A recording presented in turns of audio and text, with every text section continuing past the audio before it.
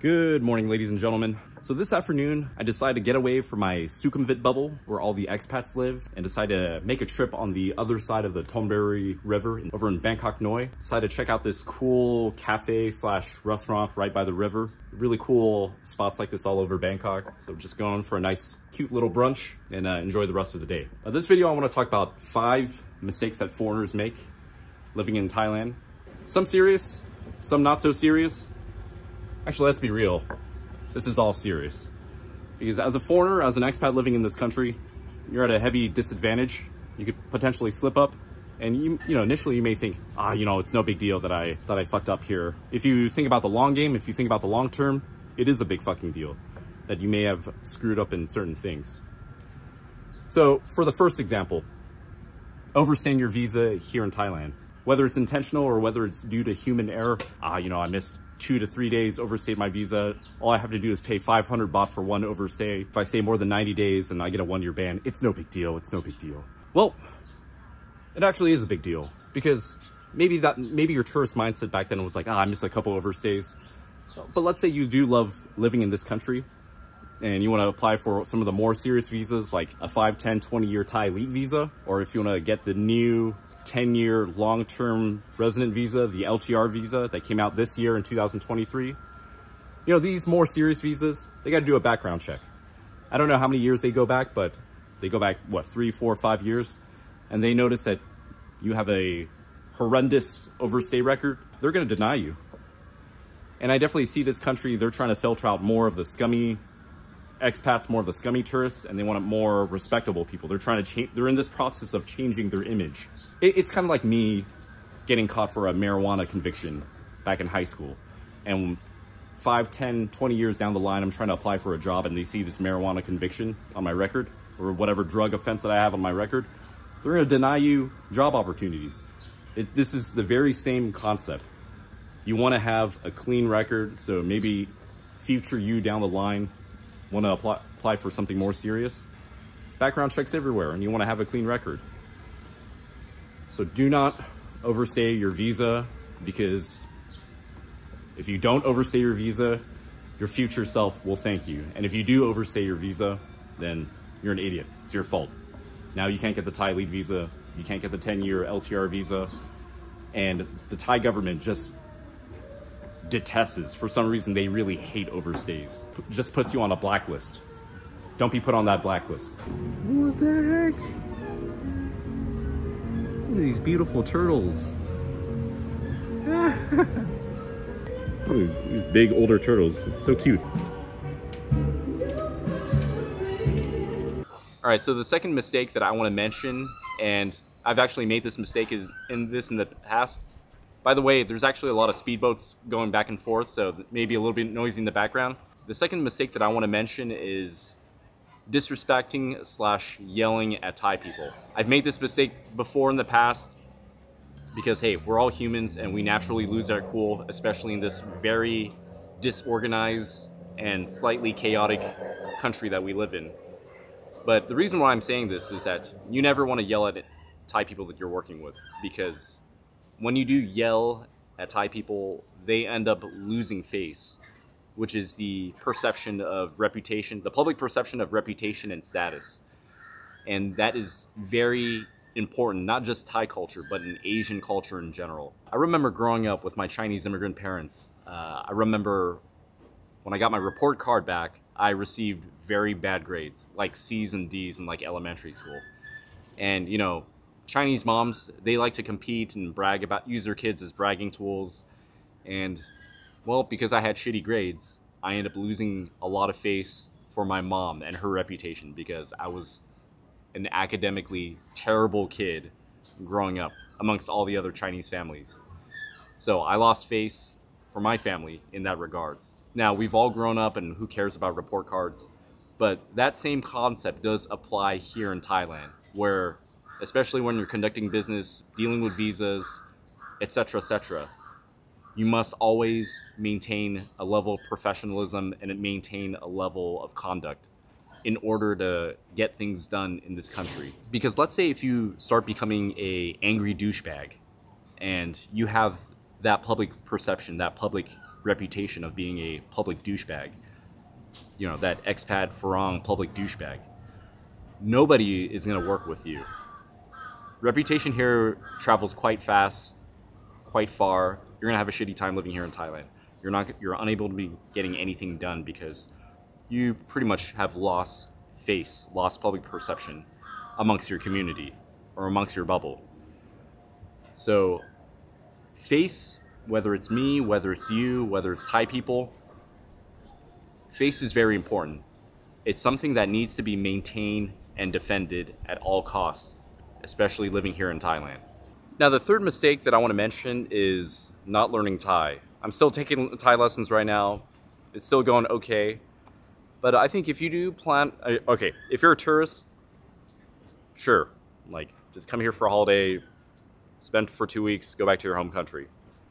But if you ever plan on ingratiating yourself and actually taking the time to learn the culture and be much more connected here, then I would suggest you learn Thai. Because by you not learning Thai, you're just going to end up being another typical digital nomad or a typical passport bro. If you're thinking about being serious, if you're thinking about making a life here in Thailand or whatever country you decide to settle on, at least take the time and effort to learn the country's language. So from time to time, I actually hang out with a group of Singaporean and Malaysian uncles. I call them my uncles. They're actually my mentors. And they've been living here in Thailand for 30 plus, doing business, and all of them actually speak a fair, decent level, professional level of Thai. By them ingratiating themselves in the language and in the culture, they've built up a lot of connections through politics, through royalists, and that actually helps them in the long game, in the long term. So it helps them get certain things done on their personal life, on their social life. If they need stuff taken care of when it comes to their visas, then they've actually ingratiated and built rapport with high-level individuals because of them learning Thai, learning the culture, and in the very long run, that actually has some significant impact for them in their stay here on a social level, on a business level for 30 plus years. If you do decide to make an effort in living and staying in this country, learn Thai. It'll get certain things done for you and make your life so much easier. It does have a significant impact in your quality of life here. Learn Thai.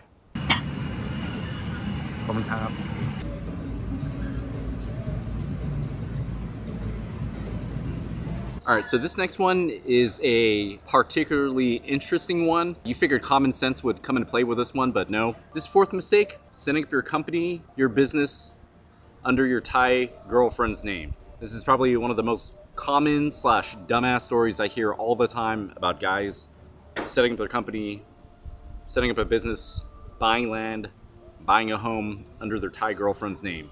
Let me ask you guys this. Would you guys do this back in your home country? No?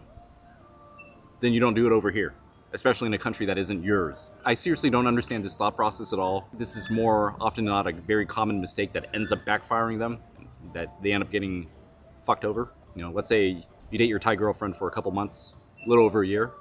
You guys set up some sort of restaurant in Phuket or one of the nice tourist islands, and you guys get into a big fight and she ends up taking that business from you. With all that time and money that you put in, now look what happened. You know, you can't blame it on her. And you know, it's your damn fault for putting yourself in that position. You know, such a dumbass. There are other ways that you can do this legally, where you can contact a Thai law firm, can help you set up a company legally under your name, instead of having to go through this route of putting yourself in a vulnerable situation and having your Thai girlfriend take majority shares of the company that you set up, the money, etc., everything. Any important thing that you decide to do, I mean, if you decide to make this country your home, all these important things that you're gonna do, setting up a business, buying a condo, buying a home, everything, no matter what, it should always be in your name. And if you need legal help, there are plenty of Thai law firms that help foreigners and expats. Save yourself the time, the energy, the trouble, and especially the money.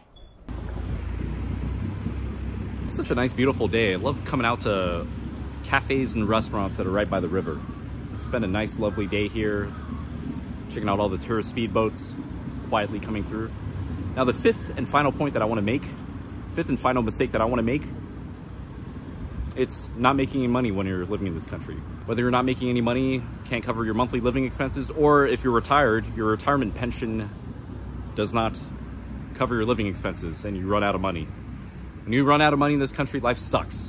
And you know, just because your home country's currency is the US dollar, the euro, the British pound, Singaporean dollar, and obviously these are stronger currencies than the Thai baht, still, if you don't have enough money. Just wait for a quick pause real quick. Another speedboat's coming through. And a Chinese tour. Eventually, the money that you have, it's gonna run out. You know, whether you're setting up a business for a specific industry like the restaurant business and you have no restaurant experience back home. You know, listen, I'm all for setting up a business, venturing into something you've never had experience before, because you don't learn firsthand unless if you experience it. So I'm all about people trying new things, but you also need to take into account that if you're a foreigner doing business over here, you have to take account into a lot of things like setting up work permits, setting up the company, labor, capital, dealing with the police. So these are some things that you need to take into account into doing business over here. It's not like how it is in other countries. And you know what? You know, most people can't handle learning how to deal with the police because, you know, you're coming from a Western mentality that just because you come from a place with an advanced economy, you can place your sentiments and your will over the local people over here. That doesn't work well 9.5 out of 10 times, and you're just gonna get screwed over and you're gonna lose your business and you're gonna lose a lot of money because you don't know how to play the game around here. This kind of goes hand in hand with learning Thai as well too, because the more you ingratiate yourself in your culture, the more it's gonna help your work life. That is my fifth and final mistake. Not make any money. Never be complacent and always find ways to make money. And even if, you know, you decide not to work here in Thailand, at least do what you're good at. Sometimes it's good to just have Thailand be the place that you want to live at, but not the place you want to work at. That you source your income back at your home country or in a different country, and you do your banking outside of Thailand and your home country elsewhere. So even if you don't work here in Thailand and you work and source your income back in your home country, that's perfectly fine. So always learn to diversify and to continuously make money. But then again, what the hell do I know? I'm just some random Chinese American giving mistake advice to foreigners living here in Thailand. What the hell do I know? Anyways, I appreciate each and every one of you guys. Thank you very much for watching this video. I'm gonna enjoy the rest of my day in this quiet riverside restaurant / cafe where everybody's peacefully reading their books and I'm just a loud idiot vlogging and making this video about mistakes that foreigners make. Just a weirdo talking to a camera. Anyways, have a wonderful day. I love each and every one of you guys. I'll see you guys in the next video. Peace. Bye-bye.